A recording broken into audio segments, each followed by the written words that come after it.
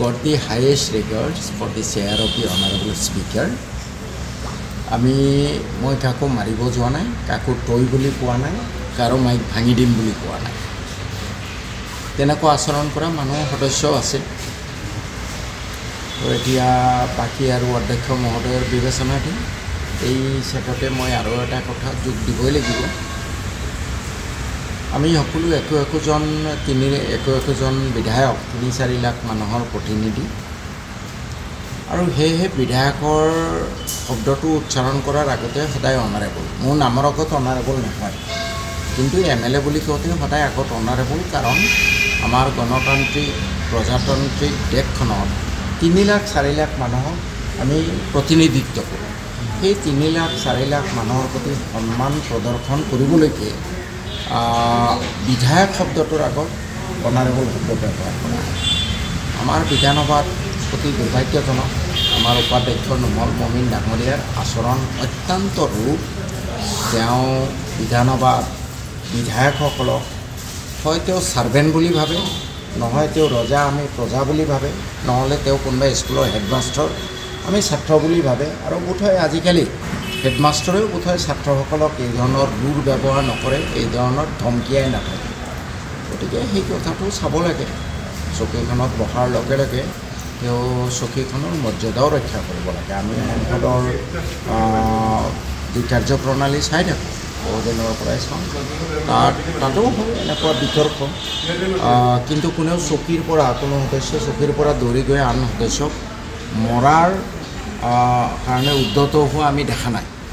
তাৰপিছতো তেওঁ সদস্য হৈ আছে। আৰু সংসদত আমি কেতিয়াও অধ্যক্ষ মহোদয়ক সদস্যসকলৰ প্ৰতি এনেকুৱা ৰুড আচৰণ, এনেকুৱা অভদ্ৰ আচৰণ কৰা দেখা নাই, যিটো আমাৰ নুমল মমিন ডাঙৰীয়াই কৰি থাকে। তেওঁ ব্যক্তি হিচাপে তেখেতৰ কথাটো কৈছোঁ। তেওঁ প্ৰধান শিক্ষকৰ যেন কোনোবা স্কুলৰ হেডমাষ্টাৰ হিচাপে আমাক ধমকিয়াই আছে।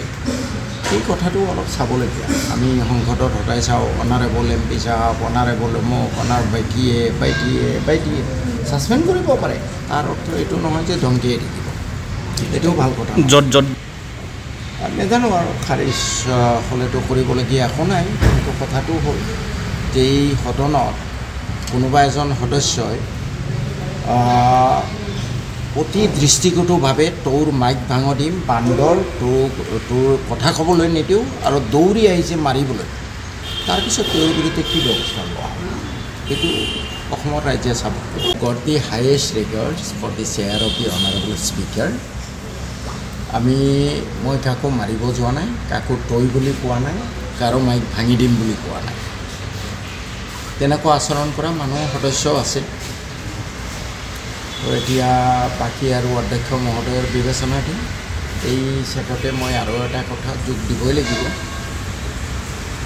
আমি সকলো একোজন বিধায়ক ৩-৪ লাখ মানুহৰ প্ৰতিনিধি, আৰু সেয়েহে বিধায়কৰ শব্দটো উচ্চাৰণ কৰাৰ আগতে সদায় অনাৰেবল। মোৰ নামৰ আগত অনাৰেবল নহয়, কিন্তু MLA বুলি কওঁতে সদায় আগত অনাৰেবল, কাৰণ আমাৰ গণতান্ত্ৰিক প্ৰজাতান্ত্ৰিক দেশখনত ৩-৪ লাখ মানুহক আমি প্ৰতিনিধিত্ব কৰোঁ।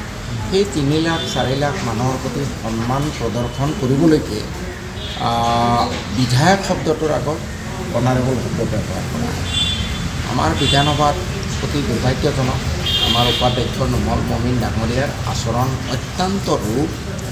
তেওঁ বিধানসভাত বিধায়কসকলক হয় তেওঁ ছাৰ্ভেণ্ট বুলি ভাবে, নহয় তেওঁ ৰজা আমি প্ৰজা বুলি ভাবে, নহ'লে তেওঁ কোনোবা স্কুলৰ হেডমাষ্টাৰ আমি ছাত্ৰ বুলি ভাবে। আৰু বোধহয় আজিকালি হেডমাষ্টাৰেও বোধহয় ছাত্ৰসকলক এই ধৰণৰ দুৰ ব্যৱহাৰ নকৰে, এই ধৰণৰ ধমকিয়াই নাথাকে। গতিকে সেই কথাটো চাব লাগে।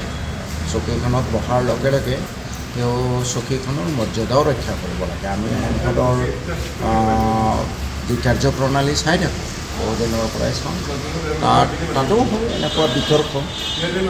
কিন্তু কোনেও কোনো সদস্য চকীৰ পৰা দৌৰি গৈ আন সদস্যক মৰাৰ কাৰণে উদ্যত হোৱা আমি দেখা নাই। তাৰপিছতো তেওঁ সদস্য হৈ আছে।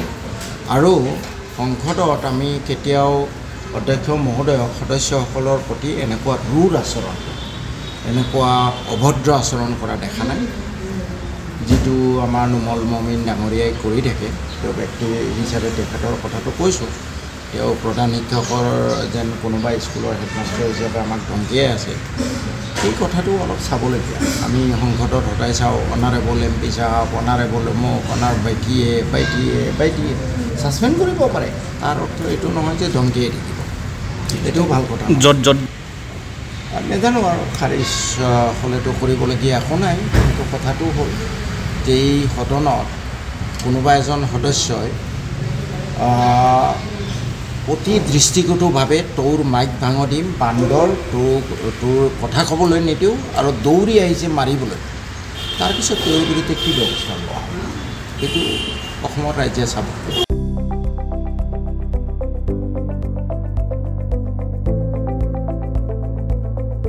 NB নিউজ সহজ সৰল ভাষাত নৱভাৰতৰ কথা